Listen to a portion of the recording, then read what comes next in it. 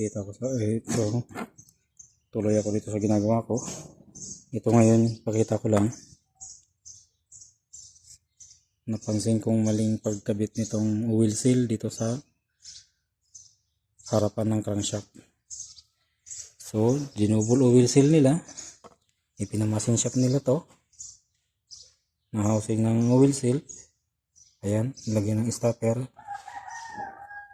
Double oil seal niya sila ngayon. Ayan. Pasok na lang ganyan. Tapos patong to. Tapos nilagyan to ng mga anong tawag ito? Epoxy. Epoxy dito sa iba, sa parte na to. Tapos dito sa kabila, linagyan din ng epoxy. So which is mali. Mali yan. So itong bago na oil seal ito. Ito yung original na oil seal niya. Ayan. Ang luwag na. So ngayon ang gagawin ko, ipapamasin shop ko to, papaisliban ko. Papamasin shop ko siya ulit. Paisliban ko na sakto to. Pumasok to. Para bumalik sa dati. So ang pagkabit nitong oil seal na to, hindi nanggagaling dito. Hindi ito kailangan baklasin. Kung halimbawa oil seal lang naman yung sira, hindi ito kailangan baklasin. So, ang gagawin dito, hindi dapat dito ipinapasok pag magkakabit ka ng oil seal, dapat hindi dito. Hindi dapat dito. Dito, dapat yan nanggagaling sa harap. Ito. Ito ang harap niyan. Dito nanggagaling, papasok dyan. Yan.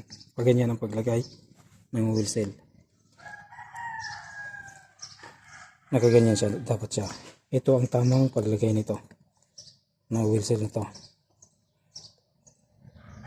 So ngayon ito dito yan nakakabit. So yan ako.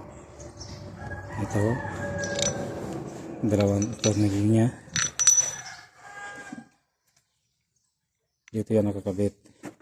Ganito yan. Ayan. Tapos ito tornilyo din.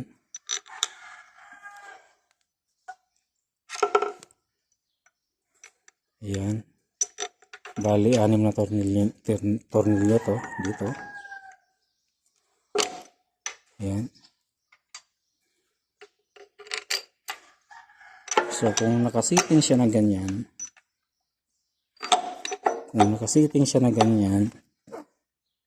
ang oil seal, pag magkakabit ka, halimbawa nagsira yung oil seal, ito, dito magkakabit.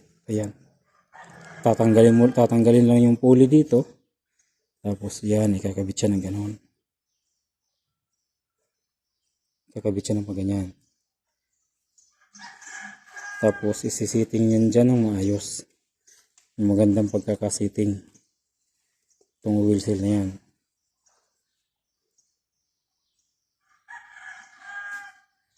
Tapos may caliper. Kunin yung thickness dito. Para mapantay. Mapantay yung pagkakalapat ng oil seal na to. Ganyan yan dapat. Ang pagkalagay niyan. Hindi kagaya nung nilagay nung dating naggawa nito na pinadaan sa ilalim. Tinanggal muna to. Which is hindi naman yan dapat tinatanggal. Kung oil seal lang yung sira, hindi na to kailangan tanggalin. Tanggalin lang yung pulley. Ito ang pulley. Ito. Yan siya. Tanggalin lang yan. Tapos yung oil seal na yan ay natatanggal yan. Matatanggal yan dito. So magpapalit lang ng bago. Hindi ito kailangan tanggalin. Kasi dito yung balancer dito. Balancer nakalagay dyan. Ayan. Yung ano na yan. Yan ang nakalagay dyan. So, ganyan dapat to. Kaya ito, papamasin shop ko to. Na magbalik to sa dati, sa original.